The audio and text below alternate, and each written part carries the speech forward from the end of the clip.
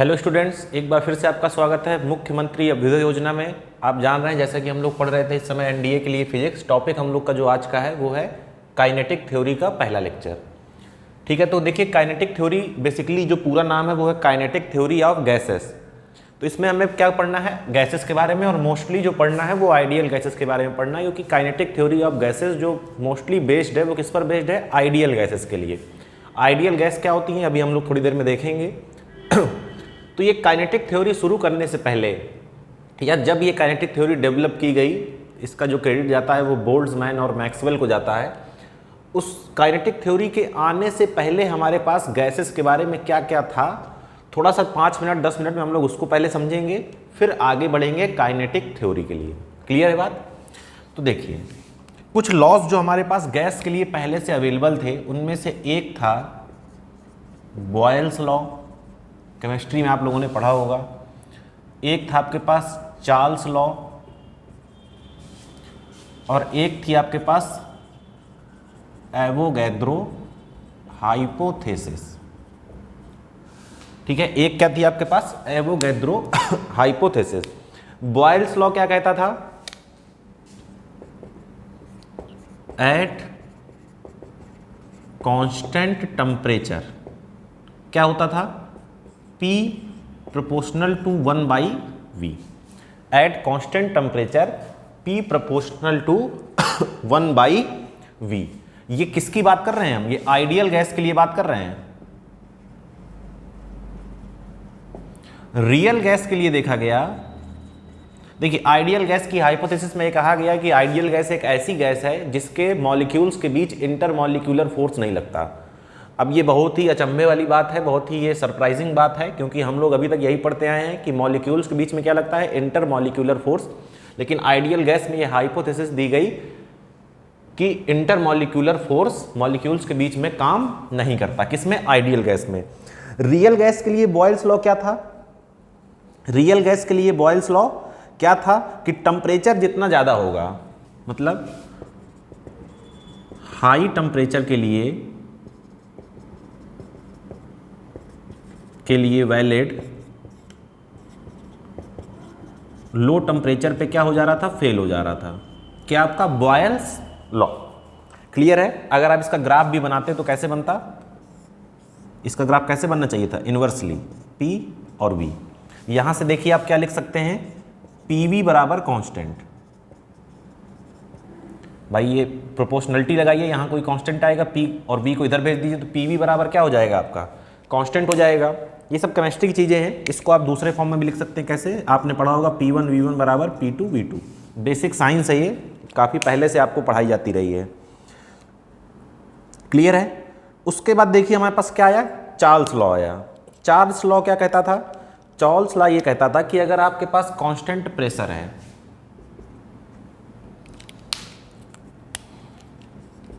At constant pressure, तो जो V होता था, सॉरी जो P होता था, जो सॉरी V है, V वॉल्यूम, जो V होता था, P तो कांस्टेंट है, वो किसके प्रोपोर्शनल होता था, T के प्रोपोर्शनल होता था। ठीक है, यहां पर हम क्या कह सकते हैं कि V/T बराबर कांस्टेंट, या इसी को कैपिटल V लिखिएगा। वॉल्यूम के लिए बेसिकली कैपिटल V का हम लोग यूज करते आ रहे हैं। तो V1/T1 बराबर V2/T2। ये क्या था आपका, चार्ल्स लॉ। ठीक है, कब था ये, कांस्टेंट प्रेशर होना चाहिए। ठीक है, इसमें भी वही चीज है, अगर आप हाई टेम्परेचर में जाते हैं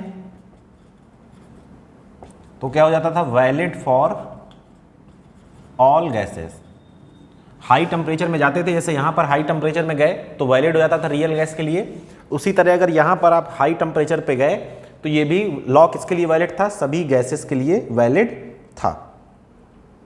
तीसरा आपके पास क्या आया, एवोगैड्रो हाइपोथेसिस। एवोगैड्रो हाइपोथेसिस क्या कहती थी कि अब T भी कांस्टेंट करिए और P भी कांस्टेंट करिए, at constant T and constant P, मतलब टेम्परेचर भी आपका कांस्टेंट हो और प्रेशर भी आपका क्या हो, कांस्टेंट हो, तो जो आपका क्या कहते थे, जो वॉल्यूम है वो किस पर डिपेंड करता है, नंबर ऑफ मॉलिक्यूल्स या नंबर ऑफ मोल्स, दोनों बातें आप कह सकते हैं कि equal volume of all gases contains equal number of molecules. क्या कहता था, equal volume of all gases, equal volume of all gases contains equal number of molecules. मतलब अगर टेम्परेचर प्रेशर कांस्टेंट है तो अगर आपने कोई भी दो गैस, जरूरी नहीं कि वो गैस सेम हो, कोई भी दो गैस आप लीजिए, अगर उनका वॉल्यूम बराबर है तो नंबर ऑफ मॉलिक्यूल्स क्या होंगे, बराबर। यानी कि यहां से क्या आया, V proportional to number of molecules, या इसी को मैं लिख फिर से कैपिटल V बनाइएगा, नंबर ऑफ मोल्स। दोनों बातें एक ही हैं, आप जानते हैं, ठीक है ना, इनके बीच का रिलेशन। तो V proportional to number of molecules या नंबर ऑफ मोल्स, और नंबर ऑफ मोल्स को आप जानते हैं हम लोग किसे दिखाते हैं, स्मॉल n से। तो V प्रोपोर्शनल टू क्या आ गया, small n। V proportional to क्या आ चुका है, स्मॉल n। कब की बात है, याद रखना है, जब P और T, प्रेशर और टेम्परेचर दोनों क्या हो, कांस्टेंट हो। क्लियर है बात। अब देखिए करने क्या वाले हैं हम लोग इसको मिलाकर एक इक्वेशन बनाने वाले हैं, ठीक है। हम लोग इसको मिलाकर एक इक्वेशन बनाने वाले हैं, जगह देख रहा हूं कहाँ लिखना है, चलिए मेरे समझ से नीचे दिख रहा होगा अभी,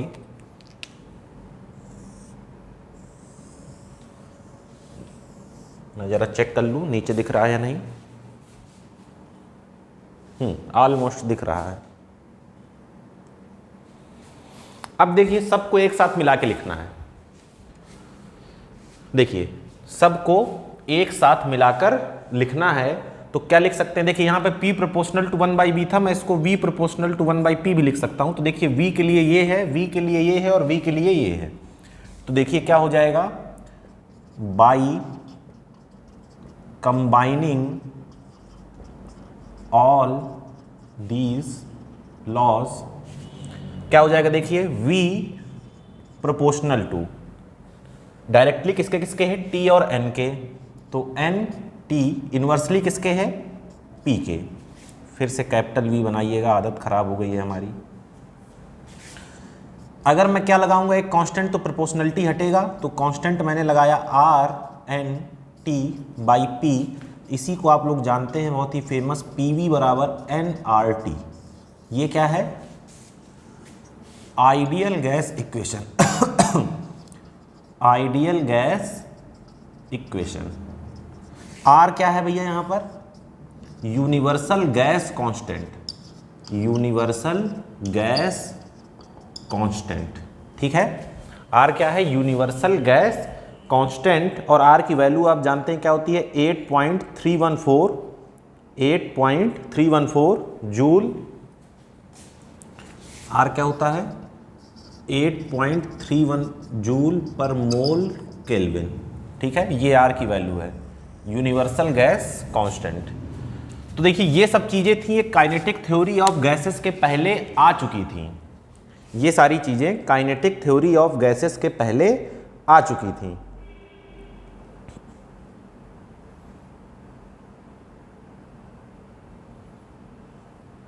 नोट डाउन कर लीजिए।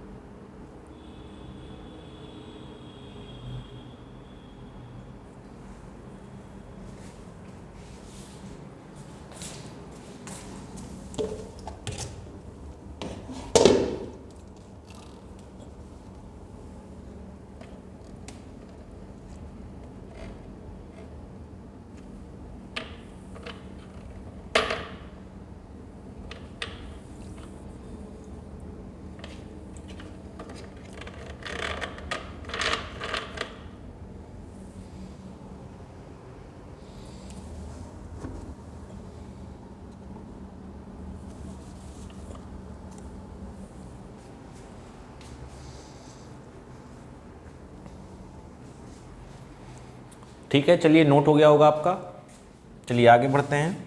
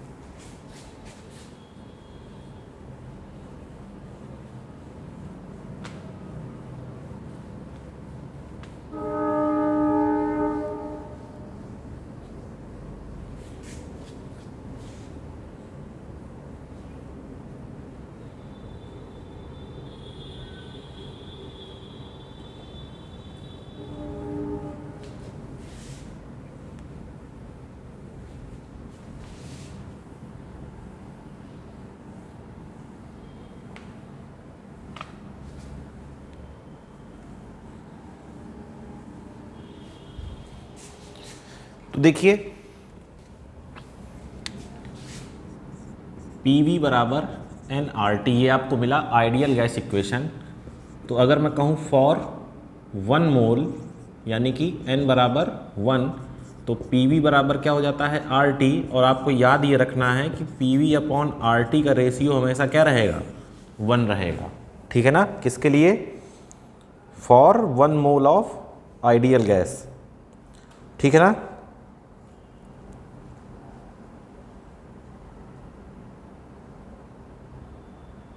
अब देखिए एक चीज़ आप जान लीजिए कि आइडियल गैस एक्चुअली में तो होती नहीं है, हमारी हाइपोथेसिस है, लेकिन फिर भी अगर जो है हम कुछ अपने मॉडिफिकेशंस कर लें तो रियल गैस को आइडियल गैस में लगभग उसको बदला जा सकता है। उसके लिए तरीका ये है कि रियल गैस क्या हो सकती है, आइडियल गैस अगर क्या हो, आपका लो प्रेशर हो और हाई टेम्परेचर हो। अगर आप टेम्परेचर को हाई कर दें और लो प्रेशर पे काम करें तो real gas almost ideal gas की तरह बिहेव करती है। तो ये सब चीज़ें थी जो काइनेटिक थ्योरी आने के पहले की बातें थी। अब काइनेटिक थ्योरी जब आई तो इसके साथ कुछ पोस्टुलेट्स आए। पोस्टुलेट्स का मतलब कि कुछ एजम्पशंस मान लिए गए कि ये एजम्पशंस हैं, इन्हीं के आधार पर हम अपनी थ्योरी रखेंगे। तो चलिए अब हमको देखना है postulates of kinetic theory of gases.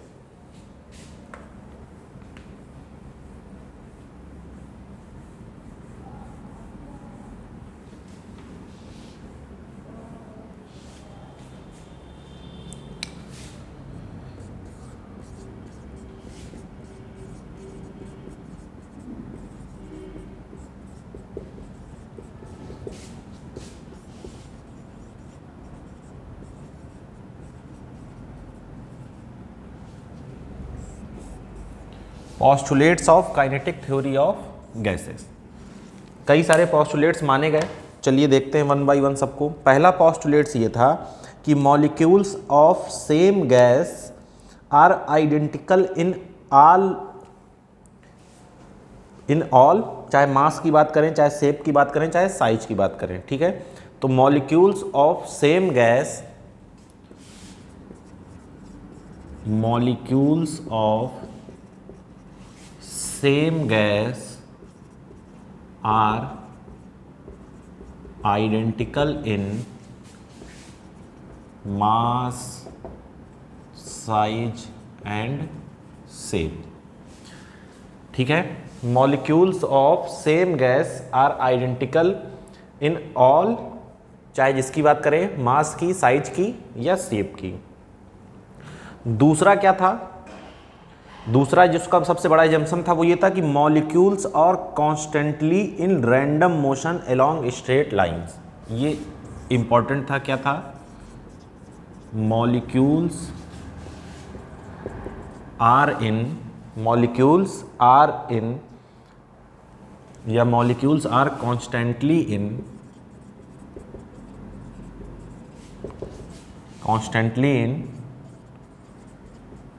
random motion along straight line. देखिए ये सबसे बड़ा जंक्शन था काइनेटिक थ्योरी ऑफ गैसेस में कि इन्होंने माना कि जो हमारी आइडियल गैस है उसके जो मॉलिक्यूल्स हैं वो कभी रेस्ट में नहीं रहते हैं, उसके मॉलिक्यूल्स हमेशा क्या करते रहते हैं, रैंडम मोशन, और कहाँ पर, स्ट्रेट लाइन में, चाहे वो एक्स में करें, चाहे वाई में करें, चाहे जेड में करें, इस बात से कोई फर्क नहीं पड़ता, लेकिन वो रैंडम मोशन में रहते हैं, हमेशा वो मोशन में रहेंगे। और इसी बात से लिंक कहीं ना कहीं आपका हाइजेनबर्ग अनसर्टेनिटी प्रिंसिपल था, जो कि ये कहता है कि आप पोजीशन मोमेंटम एक साथ बिल्कुल एक्यूरेटली मेजर नहीं कर सकते हैं। तो इसलिए जो गैस के मॉलिक्यूल्स हैं वो क्या करते रहते हैं, रैंडम मोशन करते रहते हैं, उनकी एनर्जी कभी क्या नहीं होती, जीरो नहीं होती। बात क्लियर है ना? ये सब चीज़ें जब आप जीरो पॉइंट एनर्जी वगैरह पढ़ेंगे क्वांटम मैकेनिक्स में तब वहाँ पर देखेंगे। क्वांटम मैकेनिक्स कब आती है, जब माइक्रोस्कोपिक लेवल की बात होती है, और काइनेटिक थ्योरी ऑफ गैसेस जो है, गैस के जो मॉलिक्यूल्स हैं ये भी माइक्रोस्कोपिक लेवल की बात यहाँ पर हो रही है। नंबर 3 में क्या कहा गया कि all the collisions of gas molecules, all the collisions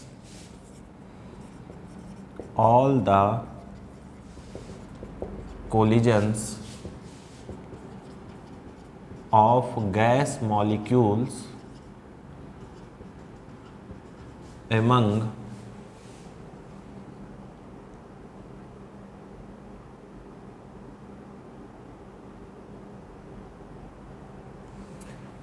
themselves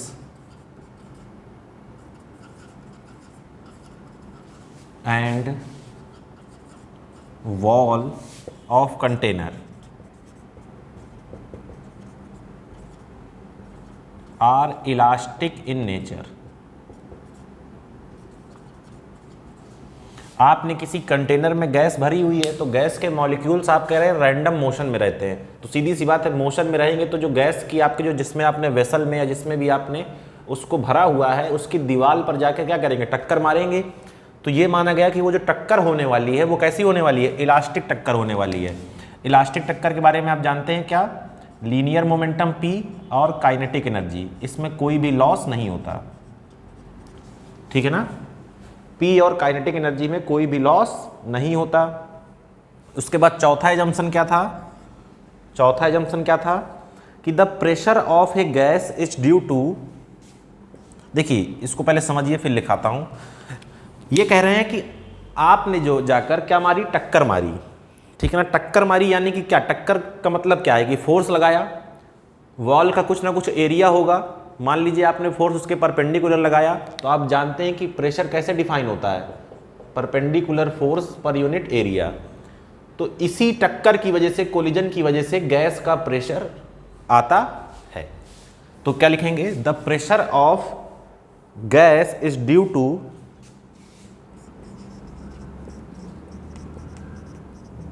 the pressure of gas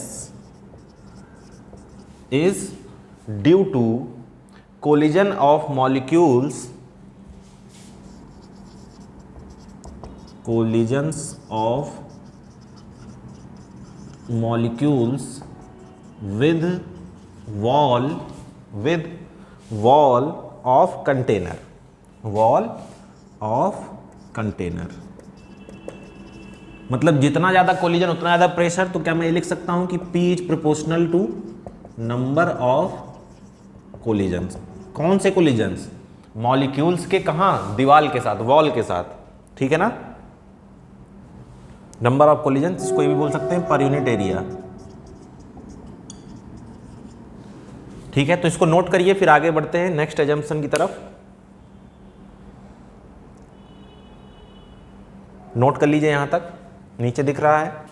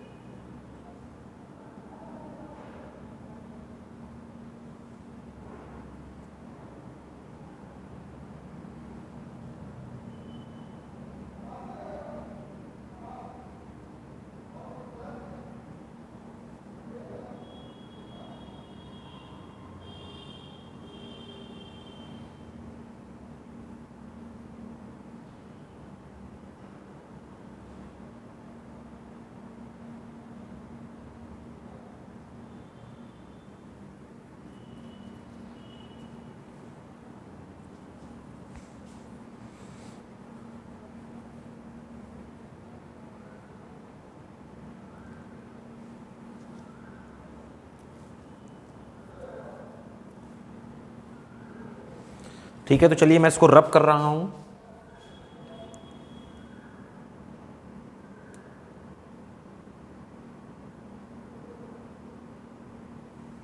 इसको मैं रब करता हूं। नेक्स्ट देखते हैं 5th number.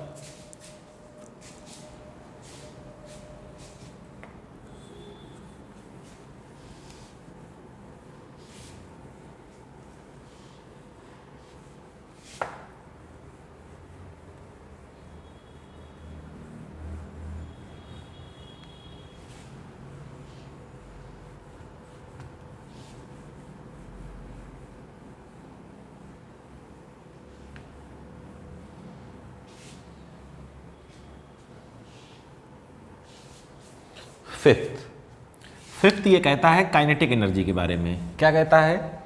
The kinetic energy of a gas depends only and only upon temperature. क्या कह रहा है? The kinetic energy of gas depends only on temperature की जगह लिखिए एब्सोल्यूट टेम्परेचर। एब्सोल्यूट टेम्परेचर वो होता है जिसे हम केल्विन में मेजर करते हैं। Absolute temperature in degree kelvin, मतलब कैपिटल टी। ठीक है। नंबर 6 क्या कहता है? नंबर 6 ये कहता है कि the volume occupied by gas molecules is negligible when compare to volume of gas. ये बहुत इंपॉर्टेंट है। क्या? the volume occupied by gas molecules is negligible when compared to volume of gas. मतलब गैस के वॉल्यूम की तुलना में अगर आप गैस के मॉलिक्यूल्स का वॉल्यूम देखेंगे तो वो क्या होगा? नेग्लिजिबल होगा। ठीक है ना? इस पॉइंट को आप लोग याद रखेंगे। नंबर 7 देखिए। नंबर 7 क्या कहता है? There is no intermolecular force. ये मैं आपको पहले बता चुका हूं। There is no intermolecular force of attraction. There is no intermolecular force of attraction between molecules. देखिए हम लोग जो पढ़ रहे हैं वो आइडियल गैस के लिए पढ़ रहे हैं, तो कुछ चीज़ें हैं जो बाकी गैसों में भी अप्लाई हो जाती हैं, कुछ चीज़ें हैं जो केवल और केवल किस में अप्लाई होती हैं? आइडियल गैसेस में। जैसे ये दोनों जो कंडीशंस हैं ये only valid for ideal gas. बाकी के जो आपके पोस्टुलेट्स हैं वो बाकी गैसेस में भी, रियल गैसेस में भी वैलिड हो जाते हैं। ठीक है। तो इसको नोट डाउन कर लीजिए, फिर हम लोग आगे बढ़ते हैं काइनेटिक गैस इक्वेशन की तरफ।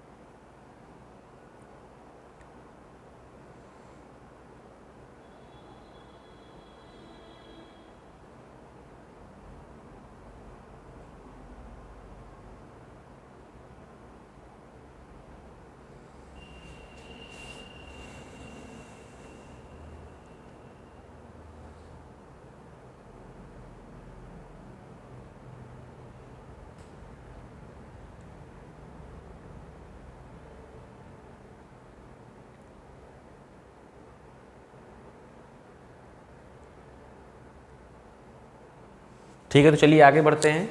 अब हमें देखना है काइनेटिक इक्वेशन ऑफ गैस।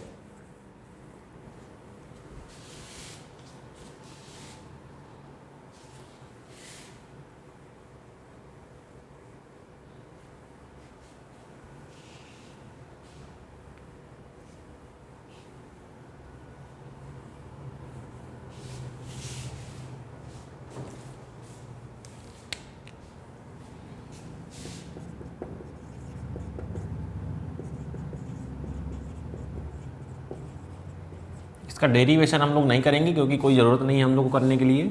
क्या होता है देखिए, 1/3 mn/VRMS का स्क्वायर डिवाइड बाई V। इसी को दूसरे तरीके से भी लिखते हैं, PV बराबर 1/3 mn/VRMS का स्क्वायर। ठीक है, VRMS का स्क्वायर कहाँ से आया? मान लीजिए कि कई सारे मॉलिक्यूल्स होंगे, एक मॉलिक्यूल से एक मॉलिक्यूल, ये एक मॉलिक्यूल, ये एक मॉलिक्यूल, ये एक मॉलिक्यूल, ये कितने मॉलिक्यूल हैं? n molecule. तो ये क्या हो गया, मान लीजिए ये जा रहा है U1 वेलोसिटी से, ये U2 वेलोसिटी से, या V1 ले लीजिए, V1 V2 V3 V4 V5 dash dash dash, कितना हो गया? Vn। तो इसका क्या लेते हैं हम लोग? RMS value. RMS वैल्यू क्या होती है? Root, R for root mean square value, ठीक है, ऑफ वेलोसिटी। ये होती क्या है? देखिए, पढ़ते हैं रूट मीन स्क्वायर, करते हैं इसका रिवर्स, ठीक है ना। क्या करेंगे? पहले स्क्वायर, तो वेलोसिटीज का स्क्वायर, तो V1 square plus V2 square plus V3 square dash dash dash dash Vn square.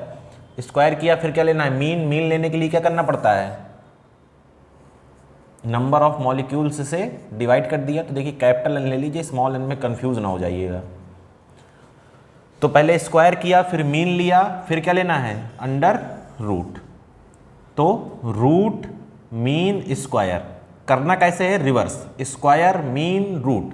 पहले स्क्वायर कीजिए, फिर मीन लीजिए, फिर क्या कर दीजिए? मीन का मतलब जानते हैं ना, एवरेज वैल्यू, माध्य। फिर क्या करना है आपको? उसका अंडर रूट ले लेना है। तो RMS। n क्या है? Number of molecules. m क्या है?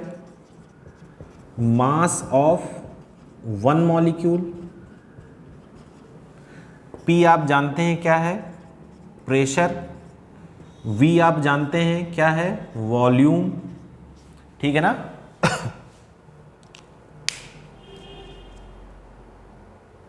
हेलो, नमस्ते। फ़ोन पे कर दो, ठीक। हाँ हाँ, ठीक है। तो P बराबर क्या होता है, या PV बराबर 1/3 mn/VRMS का स्क्वायर। क्लियर है? अब देखिए काइनेटिक एनर्जी का जो इक्वेशन होती है, kinetic energy of gas. Kinetic energy of gas क्या होती है? Kinetic energy 3/2 PV। 3/2 PV। लेकिन ये फॉर्मूला ज़्यादा प्रचलन में नहीं है, ज़्यादा आप लोगों ने इसके बारे में पढ़ा नहीं होगा। ठीक है ना। तो देखिए हम लोग पढ़ने क्या जाएंगे? हम लोग पढ़ने जाएंगे काइनेटिक एनर्जी। देखिए आप लोग जानते हैं कि अगर क्या हो, फॉर 1 मोल, 1 मोल का मतलब n बराबर 1, तो PV बराबर क्या हो जाता है? RT। भाई PV बराबर nRT होता है, इनकी जगह 1 रख दिया, तो काइनेटिक एनर्जी देखिए क्या हो जाएगी आपकी? 3/2 RE। किसके लिए है ये? 1 मोल के लिए, ठीक है ना। किसके लिए है? 1 मोल के लिए। अब आप जानते हैं कि अगर 1 मोल के लिए आपको दिया है और आपको एक मॉलिक्यूल के लिए निकालना है, तो आप जानते हैं 1 मोल में कितने मॉलिक्यूल? जितने एवोगैड्रो नंबर के बराबर, ठीक है ना। तो अगर मैं पूछूं एक मॉलिक्यूल के लिए निकालना है तो क्या करना पड़ेगा? Na से भाग देना पड़ेगा कि नहीं देना पड़ेगा? भाई एक मोल में कितने मॉलिक्यूल? एवोगैड्रो नंबर के बराबर, Na के बराबर। तो मैं अगर पूछूं आपसे कि काइनेटिक एनर्जी ऑफ 1 मॉलिक्यूल के ई, क्या 1 मॉलिक्यूल के लिए अब बात हो रही है, मोल के लिए नहीं बात हो रही, यही इक्वेशन ज़्यादा आपने पढ़ी होगी। तो क्या हो जाएगा देखिए 3/2 RT अपॉन Na, ठीक है ना। और ये R/Na, क्या R/Na इज इक्वल टू के क्या है, बोल्ट्जमैन कांस्टेंट, बोल्ट्जमैन कांस्टेंट, के क्या है, बोल्ट्जमैन कांस्टेंट। तो यहाँ से देखिए इक्वेशन क्या बनी, काइनेटिक एनर्जी किसके लिए, 1 मॉलिक्यूल के लिए 3/2 kT। ये इक्वेशन आप सब लोगों ने जरूर पढ़ी होगी, 3/2 kT, ठीक है ना, 3/2 kT। के की वैल्यू सब लोग जानते हैं क्या होती है, 1.38 10 की पावर -23, 1.38 10 की पावर -23 जूल पर कूलाम। ये क्या है, कांस्टेंट है, बोल्ट्जमैन कांस्टेंट।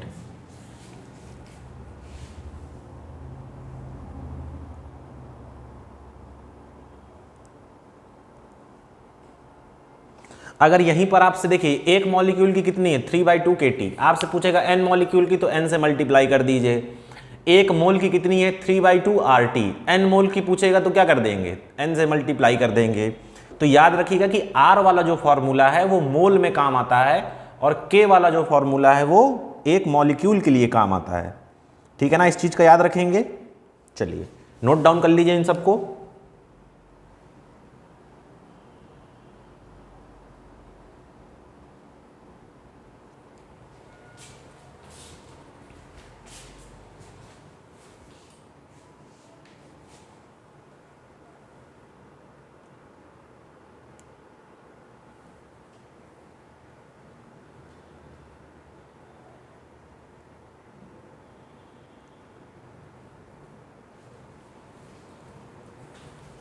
नोट डाउन करिए, फिर कुछ क्वेश्चंस की तरफ बढ़ते हैं।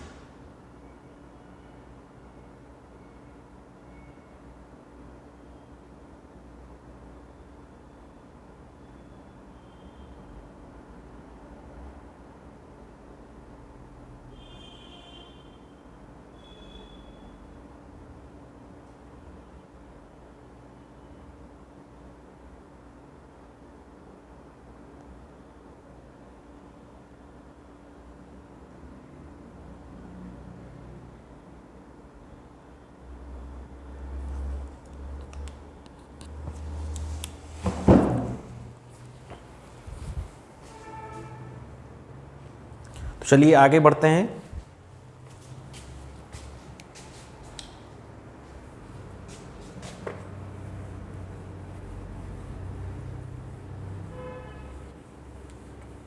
तो जो आपको इक्वेशंस याद रखनी है वो ये वाली तो हमेशा याद ही रखनी है। के की वैल्यू हमेशा याद रखनी है, आर की वैल्यू हमेशा याद रखनी है, ये आपके क्वेश्चंस में काम आएंगी।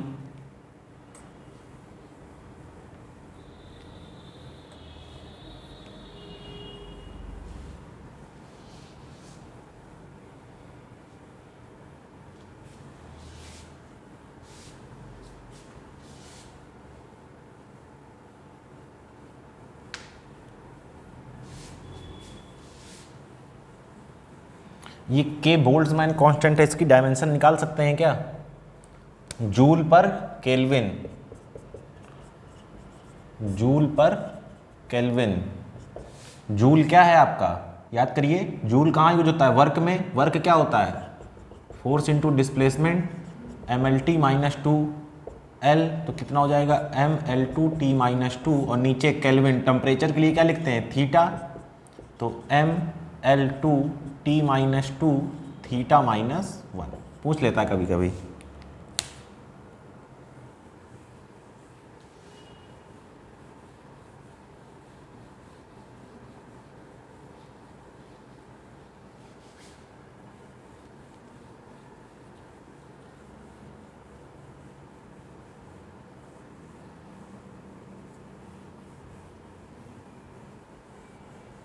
चलिए देखिए, इसके एक दो बेसिक क्वेश्चंस देख लेते हैं।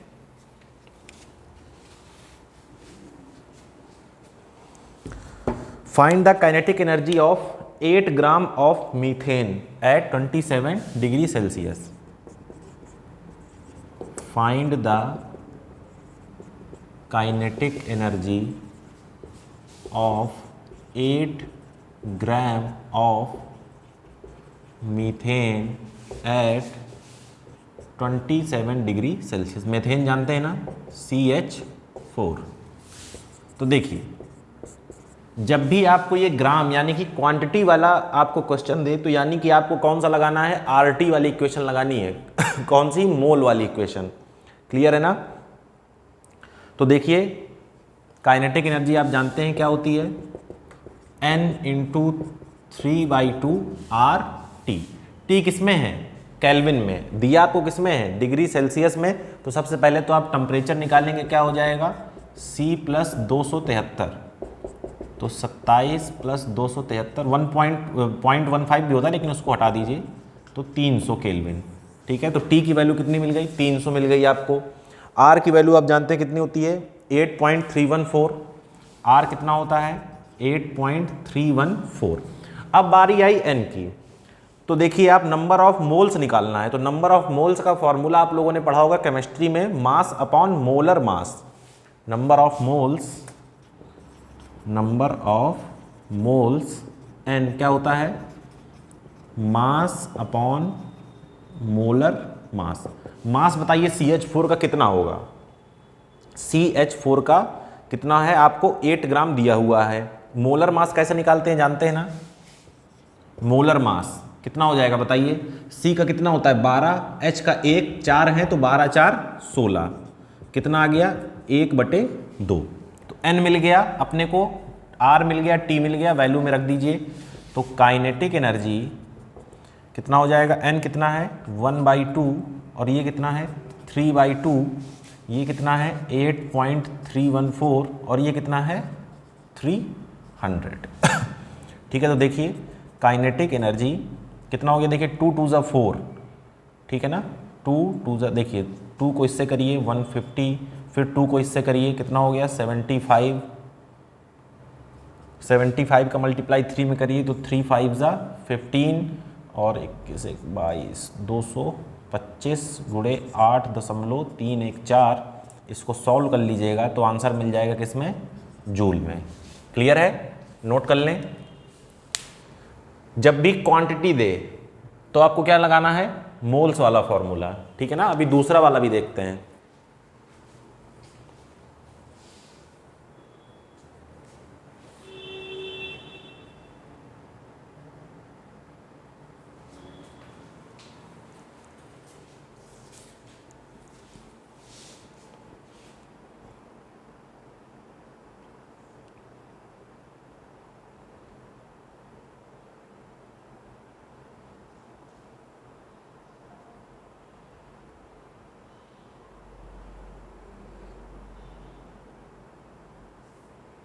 देखिए दूसरा क्वेश्चन भी बता देते हैं। फाइंड द कह रहा kinetic energy of one molecule. Question क्या कह रहा है? फाइंड द काइनेटिक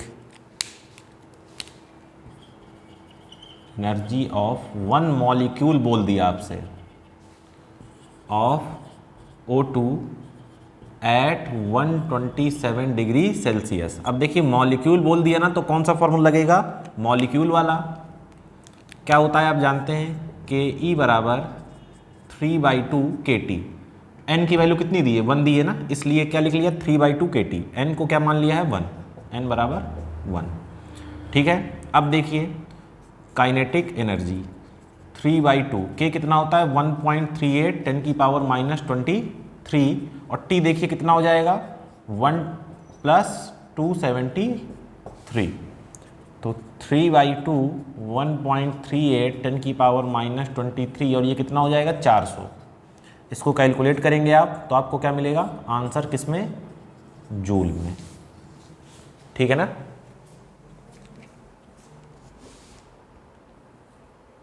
हाँ बताओ। हेलो।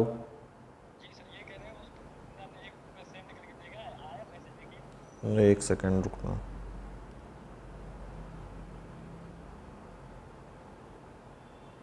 उसमें नाम तो लिख के आ रहा होगा ना? उसमें नंबर जब लिखे होगे तो नाम लिख के आ रहा होगा ना? हाँ, उसमें नाम और फोटो बन के आ जाती है। हाँ आ गया है, ठीक है। हाँ आ गए। हाँ ठीक है, ठीक है।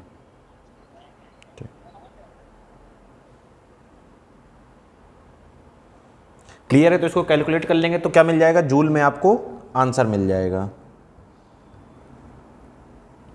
चलिए अब थोड़ा सा चेंज इन काइनेटिक एनर्जी वाले क्वेश्चंस भी करते हैं।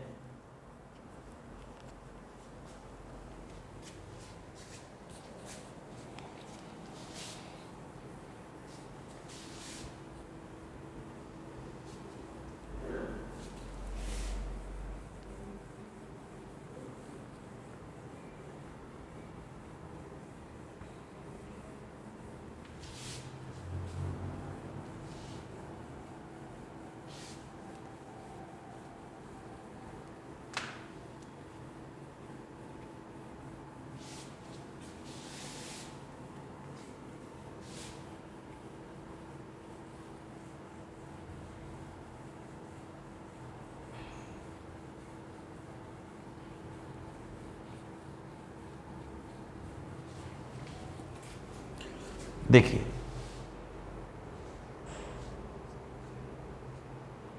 क्वेश्चन कह रहा है find the change in kinetic energy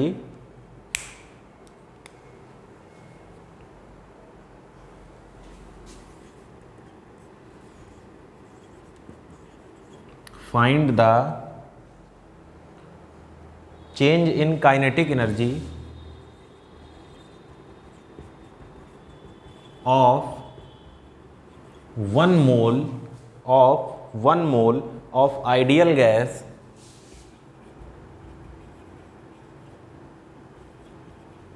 when temperature changes by 50 degree Celsius, when temperature changes by 50 degree Celsius. कह रहा है कि अगर टेम्परेचर 50 डिग्री सेल्सियस चेंज हो जाए तो काइनेटिक एनर्जी में कितना चेंज आने वाला है। तो हम मान लेंगे कि इनिशियल टेम्परेचर कितना है? T। Let initial temperature be T, then final temperature क्या हो जाएगा? T + 50। ठीक है ना? T + 50। अब कुछ नहीं करना आपको, काइनेटिक एनर्जी इनिशियल देखिए क्या हो जाएगी। मोल की बात कर रहा है, ध्यान दीजिएगा। 3/2 RT kinetic energy final 3/2 RT plus क्या हो जाएगा? 50। आपको निकालना क्या है? आपको निकालना है चेंज इन काइनेटिक एनर्जी। तो delta kinetic energy final minus kinetic energy initial, final देखिए क्या है 3/2 R T plus 50 minus 3/2 R T. 3/2 R को बाहर लिख लीजिए, क्या बचेगा T plus 50 minus T, T से टी कैंसिल हो जाएगा, क्या आ जाएगा 3/2 आर इंटू 50। क्लियर है? 3/2 ये क्या होता है 8.314 गुणे 50। कैलकुलेट कर लेंगे तो क्या आ जाएगा, आंसर आ जाएगा डेल्टा काइनेटिक एनर्जी किसमें, जूल में। ठीक है ना, क्या आ जाएगा आंसर, जूल में आ जाएगा। ठीक है ना, तो पहले आपने क्या निकाल लिया, इनिशियल काइनेटिक एनर्जी टी पर टेम्परेचर है, फिर टेम्परेचर कितना बढ़ाया गया, चेंज किया गया है T+50। क्लियर है?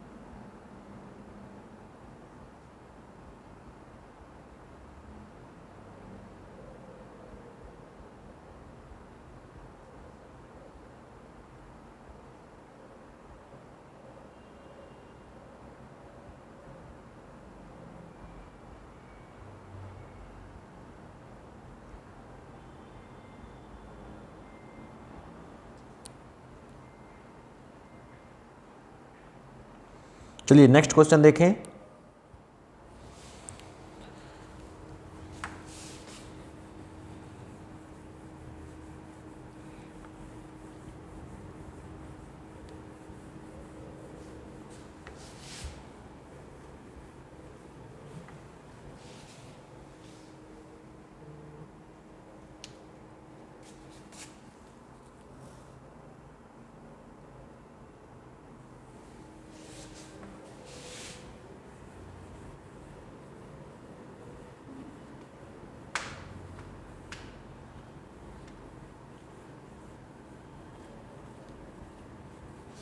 चलिए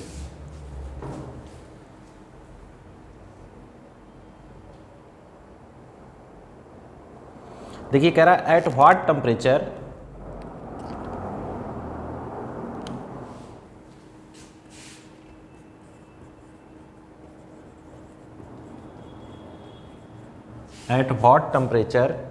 the kinetic energy will be half, the kinetic energy will be half of its value at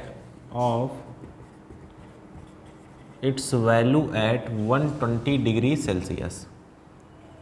कह रहा है किस टेम्परेचर पर kinetic energy 127 degree Celsius temperature पर काइनेटिक एनर्जी की क्या होगी, आधी होगी। तो हमने मान लिया कि लेट एट टी टेम्परेचर, तो काइनेटिक एनर्जी क्या हो जाती है टी टेम्परेचर की, आप जानते हैं 3/2 क्या लिखेंगे बताइए, KT की RT, RT हमें नहीं मालूम कितने के लिए है तो n से मल्टीप्लाई कर देंगे। कब की बात है ये, T की बात है। ठीक है, और हमें क्या देखना है, काइनेटिक एनर्जी कहाँ पर 127 डिग्री सेल्सियस पर n × 3/2 R, और क्या हो जाएगा, टी देखिए कितना हो जाएगा, 127 प्लस 273, काइनेटिक एनर्जी कहाँ पर, 127 डिग्री सेल्सियस पर N3/2, और ये कितना हो गया 400। ठीक है, अब आपको क्वेश्चन में दिया है, क्या दिया है, kinetic energy at T is 1/2 kinetic energy at 127 degree Celsius. तो काइनेटिक एनर्जी T पर कितनी है, N3/2 RT, हाफ ये कितना है N into 3/2 R into 400।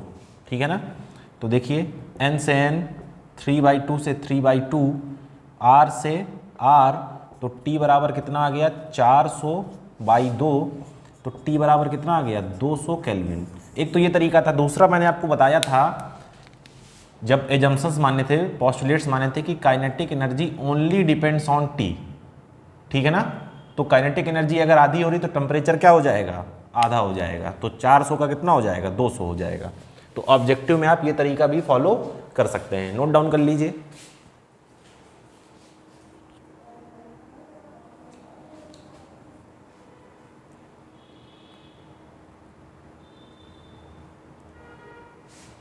Note down कर लीजिए इसे।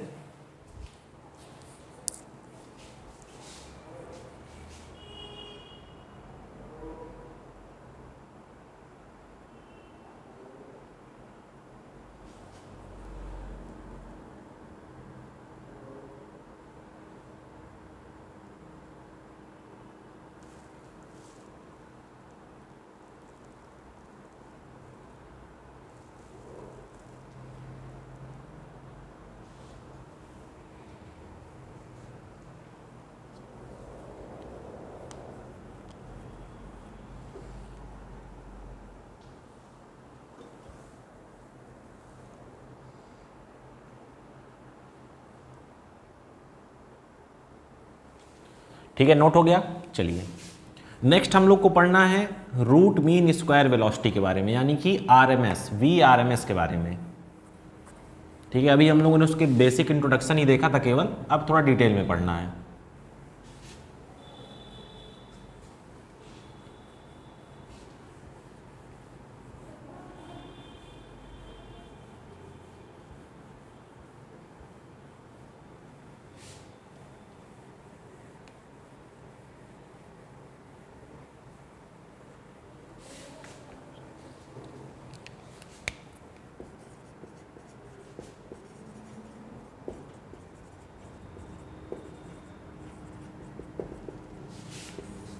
क्या है VRMS। ठीक है, VRMS देखिए क्या है, रूट मीन स्क्वायर। मैंने आपको बताया था पहले स्क्वायर लेना है, फिर मीन, फिर रूट। मान लीजिए कई सारे पार्टिकल हैं, ये इधर भाग रहा है V1 से, ये इधर भाग रहा है V2 से, ये इधर भाग रहा है V3 से, ये इधर भाग रहा है V4 से, ये इधर भाग रहा है Vn से। तो अगर VRMS की बात की जाए तो पहले आप क्या करेंगे, सबका क्या करेंगे, सबको स्क्वायर करेंगे। तो V1 square plus V2 square, या ऐड अभी ना भी करिए आप क्योंकि वो मीन का पोर्शन है, V3 square dot dot dot कहाँ आएंगे, Vn स्क्वायर। फिर क्या लेना है स्क्वायर के बाद, मीन। तो मीन में आप जानते हैं ऐड कर देते हैं और क्या कर देते हैं, डिवाइड कर देते हैं किससे जितने नंबर ऑफ पार्टिकल्स हैं। फिर क्या है रूट, तो ये क्या आ गया आपका रूट। तो ये है आपका VRMS। क्लियर है ना। जैसे एग्जाम्पल, एक मॉलिक्यूल इधर है 10 मीटर पर सेकंड से जा रहा है, एक इधर जा रहा है 5 मीटर पर सेकंड से, एक इधर जा रहा है 20 मीटर पर सेकंड से। तो अगर आपसे कहा जाए VRMS निकालिए, क्या निकालिए, VRMS, मार्कर कौन सा, VRMS। तो VRMS देखिए क्या हो जाएगा, अंडर रूट लगाएंगे, क्या लिखेंगे, 10 का स्क्वायर प्लस 5 का स्क्वायर प्लस 20 का स्क्वायर डिवाइड बाई कितने हैं, 3 है। तो ये क्या हो गया आपके VRMS निकालने का तरीका।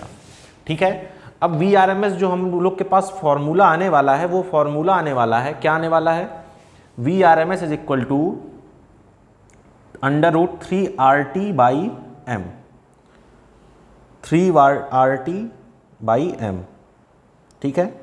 तो इसका प्रूफ तो हम लोग कल देखेंगे, लेकिन आज इसको देख लेते हैं कि फॉर्मूला ये क्या है। तो हम लोग को जो रिलेशन निकालना है वो ये निकालना है VRMS बराबर √3RT/m। R आप जानते हैं गैस कांस्टेंट है, T क्या है आपका एब्सोल्यूट टेम्परेचर, और M क्या है मास, ठीक है। तो ये फॉर्मूला हम लोग कल जो है इसको हम लोग डिटेल में पढ़ेंगे, ठीक है। चलिए, तो आज के लिए इतना ही, आपसे मिलेंगे कल और इस टॉपिक को हम लोग क्या करेंगे कंटिन्यू करेंगे। चलिए, धन्यवाद।